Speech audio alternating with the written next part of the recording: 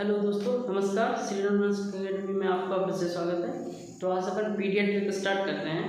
Paediatric में किस साल तक के बच्चे आते हैं, क्या उनमें पीडियाट्रिक क्या होता है, क्या अध्ययन किया जाता है, बच्चों को कैसे उसकी देखभाल की जाती है, ग्रोथ एंड डेवलपमेंट क्या होता है, माइलस्टोन, रिफ्लेक्सेस वगैरह और डिसीज़ बच्चों में जो भी डिसीज होती हैं।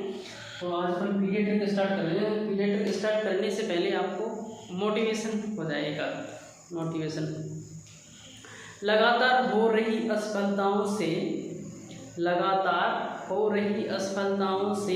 निराश कभी मत होना चाहिए। लगातार हो रही असफलताओं से निराश कभी मत होना चाहिए, क्योंकि कभी कभी गुच्छे की आखिरी चाबी ताला खोल देती है।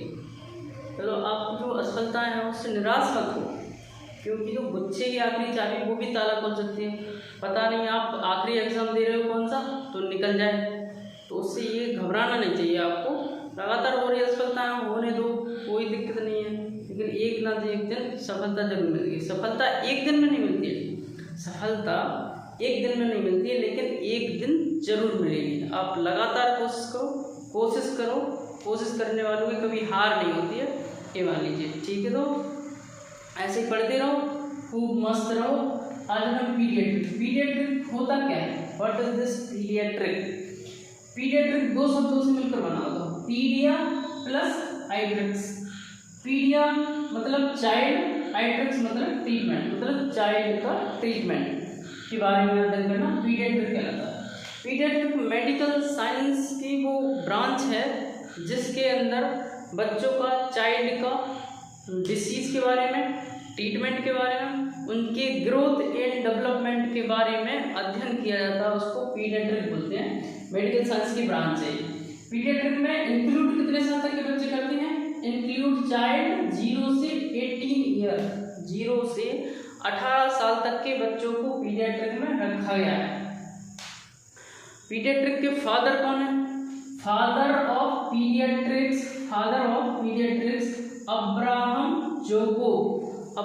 जोकोब थे, जो पीडियाट्रिक के फादर हैं। ठीक है, उसमें से अब अपन पीडियाट्रिक में करेंगे क्या? Care of newborn. Care of newborn का केयर कैसे करेंगे? फर्स्ट असेसमेंट अपन कैसे करेंगे? डिलीवर्ड हुआ बच्चा, अपन को कैसे पता चलेगा कि ये डिलीवर हुआ, उसमें क्या करना है अपन को? तो first assessment of newborn is respiration.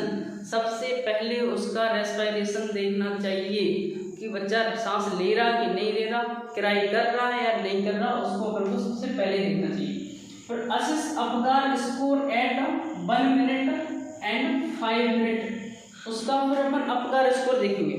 Apgar score देखेंगे 1 मिनट में देखेंगे, 5 मिनट में देखेंगे। दो टाइम देखते हैं, 1 मिनट में एंड 5 मिनट में। सबसे मोस्ट रिलायबल अपगार स्कोर कब आएगा? वो आएगा आपका मोस्ट रिलायबल 5 मिनट, 5 मिनट में अपगार स्कोर मोस्ट रिलायबल आता है। उसके बाद अपन असिस्ट फॉर कंजेनाइटल एब्नॉर्मलिटी। उसके बाद जो बच्चों अपन ने देखा है उसमें कंजेनाइटल एब्नॉर्मलिटी तो नहीं है कोई, वो देखेंगे। न्यूरल ट्यूब डिफेक्ट तो नहीं है, क्लेफ्ट लिप, क्लेफ्ट पैलेट तो नहीं है। अपन बच्चे को पूरा हेड टू टॉ एग्जामिनेशन करेंगे, उसको देखेंगे। उसके बाद continuous monitor for the sign of respiratory distress syndrome. Continue बच्चे को मॉनिटर करेंगे कि ये बच्चा रेस्पिरेटरी डिस्ट्रेस सिंड्रोम में तो नहीं जा रहा, उसको लगातार वॉच आउट करते रहेंगे। और बच्चे को प्रिवेंट करना है हाइपोथर्मिया से, क्योंकि बच्चे में लॉस होता है, हीट का लॉस होता है, इससे उसको कवर करके रखना है, अच्छे से सक्शनिंग करनी है। सक्शन नोज और माउथ से दोनों से करते हैं, लेकिन पहले कहाँ से करें?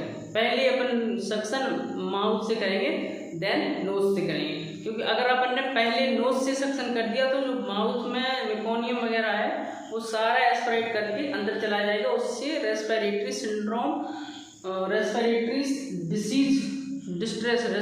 डिस्ट्रेस सिंड्रोम डेवलप हो जाएगा, उससे बच्चे को दिक्कत हो सकती है। ठीक है, तो ये थे न्यूबॉर्न केयर ऑफ न्यूबॉर्न।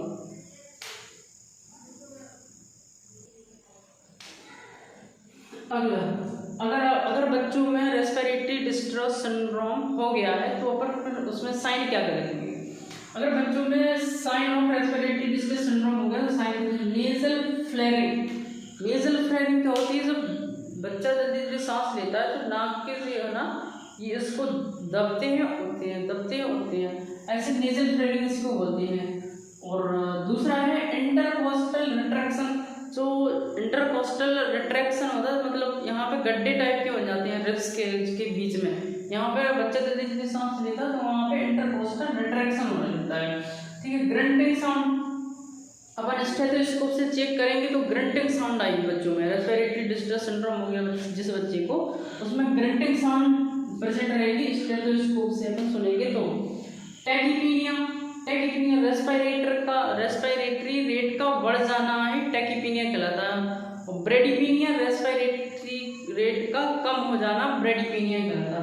तो यहाँ पर टैकीपीनिया होगा, उसकी रेस्पिरेटरी रेट ज़्यादा मिलेगी बच्चे की, उसमें साइनोसिस डेवलप होने लगेगा, साइनोसिस ब्लू एक्सट्रीमिटीज होने लगेंगी, साइनोसिस डेवलप हो जाएगा। तो बच्चों में प्रबल suctioning for newborn respiratory distress के सिंड्रोम है, इनमें से एक कोई सिंड्रोम दे दिया और ऑप्शन में पूछ लिया कि एक्सेप्ट में से कौन सा है या कौन सा नहीं है, ऐसा भी क्वेश्चन आ सकता है। सक्शनिंग ऑफ न्यूबॉर्न की सक्शनिंग अपन कैसे करते हैं, देखो माउथ ओरल कैविटी से फर्स्ट, पहले माउथ से करेंगे, ओरल कैविटी का साफ कर लेंगे, फिर उसके बाद देन नोज से करेंगे, नेजल कैविटी से कर लेंगे सक्शन। अपन इसमें सक्शन प्रेशर कितना होना चाहिए ये भी जरूरी है।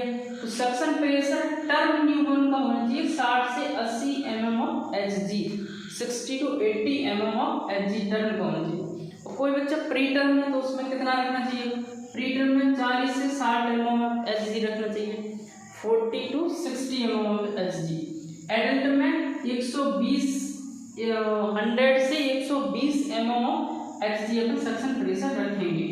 ड्यूरेशन कब तक के लिए अपन सक्शन करेंगे बच्चों में सक्शन करेंगे अपन 5 से 10 सेकंड, 5 से 10 सेकंड ही करना है, इससे ज़्यादा नहीं करेंगे सक्शन।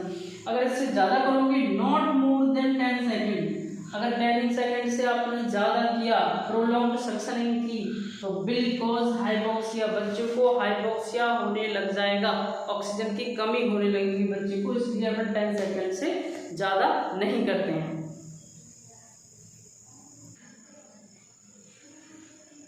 इक्विपमेंट क्या रखेंगे अपन सक्शन मशीन के इक्विपमेंट, जैसे सक्शन कर रहे हैं तो किस से अपन कर सकते हैं सक्शन, इक्विपमेंट और सक्शन मशीन। एक तो सक्शन मशीन होती है जिसमें 2 जार लगे होते हैं, वो होती है सक्शन मशीन। म्यूकस सकर, एक म्यूकस सकर आता है जिससे सक्शन की कोई जरूरत नहीं है, अपने मुंह में दिया, बच्चे के मुंह में रखा है, उसमें एक डिब्बी होती है, अपन जैसे खींचेंगे वो डिब्बी में आ जाएगा पूरा म्यूकस जो भी है उसको। फिर असेप्टो एक सिरिंज रहती है, पीछे बलून होता है, उस सिरिंज को अपन बलून को दबाया, बच्चे के मुंह में रखा, खींच लिया, वो मेकोनियम बाहर आ जाएगा, उसको असेप्टो सिरिंज के नाम से जानते हैं। अम्बिलाइकल कॉर्ड कटिंग, जैसे बच्चा हुआ डिलीवर हुआ, सीजर से हुआ या नॉर्मल डिलीवरी हुआ, जैसे बच्चा आया अपन ने माँ के पेट पर रखा, बच्चे की डिले कॉर्ड कटिंग क्यों करते हैं, डिलेड मतलब देर से क्यों करते हैं, देर से इसलिए कॉर्ड कटिंग करते हैं बच्चे की क्योंकि जो माँ का जो ब्लड आ रहा है उसका जितना ब्लड अगर बच्चे में आ जाए वो ठीक है, और अगर माँ जैसे HIV पॉजिटिव है या कोई और डिसीज है तो फिर तुरंत जल्दी से कॉर्ड कटिंग करनी चाहिए। वैसे तो नॉर्मली देर से ही कॉर्ड कटिंग अच्छा होता है, देर से ही कॉर्ड कटिंग करते हैं। तो अम्बिलाइकल कॉर्ड कटिंग में इक्विपमेंट क्या है, कोचार फोर्सेप्स होती हैं, दो कोचार फोर्सेप्स होती हैं, एक बच्चे की साइड लगा देंगे, एक माँ की साइड लगा देंगे, दोनों कोचार फोर्सेप्स होती हैं। सीजर्स या सर्जिकल ब्लेड चाहिए आपको, सीजर्स हो या आपके पास कैंची हो, नहीं तो सर्जिकल ब्लेड से भी काम चल जाएगा। उसमें फिर एक कॉर्ड क्लैंप होना चाहिए, कॉर्ड क्लैंप लगाने के लिए दोनों कोचार फोर्सेप्स के बीच से अपन काटेंगे, उसमें फिर अपन को कॉर्ड क्लैंप लगानी पड़ेगी बच्चे की side. Apply first clamp, apply जब अपन काटेंगे तो कैसे काटेंगे, apply first clamp at distance of 5 centimetre from umbilicus of the baby या न्यूबॉर्न से 5 सेंटीमीटर की दूरी पे पहला क्लैंप अपन ने लगा दिया, अप्लाई कर दिया। सेकंड क्लैंप अपन लगाएंगे बच्चे के अम्बलाइकस से 2.5 सेंटीमीटर पे। दोनों क्लैंप लग गए, दोनों क्लैंप के बीच से फिर अपन काट देंगे अम्बलाइकल कॉर्ड को। दोनों क्लैंप के बीच से काटेंगे तो उसकी दूरी बच जाएगी फिर 3 से 4 सेंटीमीटर। 3 से 4 सेंटीमीटर अम्बलाइकल की दूरी बच जाएगी। और अगर जैसे हाई रिस्क बेबी है, कोई भी अगर हाई रिस्क बेबी है तो उसमें अपन को अम्बलाइकल कॉर्ड की लेंथ ज़्यादा चाहिए, क्योंकि अपन को कैनुलाइजेशन लगाने के लिए हाई रिस्क बेबी में उसमें ज़रूरत तो पड़ेगी। हाई रिस्क बेबी में कैनुलाइजेशन लगाने के लिए अम्बलाइकल कॉर्ड की लेंथ ज़्यादा रखनी पड़ती है। उसमें रहती है 8 सेंटीमीटर रहती है बच्चे की कॉर्ड क्लैंप में। तो अपन बच्चे की कॉर्ड क्लैंप को ज़्यादा रखते हैं, हाई रिस्क वाले बच्चों की कॉर्ड क्लैंप को ज़्यादा रखना पड़ता है। तो आज अपन ने पीडियाट्रिक ये थोड़ा न्यूबॉर्न के बारे में जाना है। तो आगे अपन अपगार स्कोर, अगली क्लास में अपगार स्कोर पढ़ाएंगे। अपगार स्कोर क्या होता है, क्या इसके वो साइन है, बच्चे को अपन कैसे चेक कर सकते हैं अपगार स्कोर में। पढ़ते रहिए आप। डेली के 500 क्वेश्चन आपको निकालना है। अगर आपको सिलेक्शन चाहिए तो पढ़ना तो पड़ेगा। ठीक है दोस्तों, थैंक यू, नमस्कार। और चैनल को share, like, subscribe and bell icon जरूर दबाएं। सपोर्ट के लिए बहुत बहुत आप लोगों का धन्यवाद।